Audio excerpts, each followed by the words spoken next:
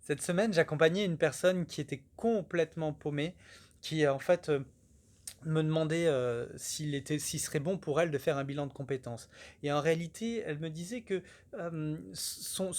son job n'a, juste plus de sens pour elle, que, elle a une pression énorme à titre personnel, au niveau de sa santé et au niveau de son couple et donc qu'elle ne savait plus quoi faire, en fait et donc elle me disait: «Mais j'ai aucune passion, mon job c'est toute ma vie» et pour autant, elle n'arrivait plus à avancer.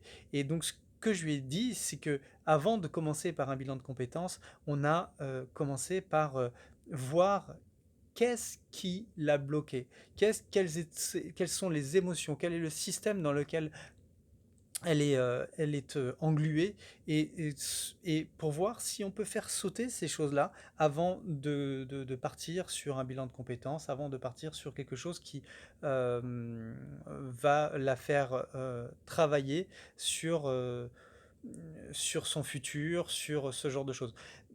On a commencé tout simplement par voir ce qu'il y avait comme émotion, par voir ce qu'il y avait de bloqué à l'intérieur, qui n'était pas accepté, qui n'était pas accueilli et qui enrayait complètement son mode de pensée, son système de pensée.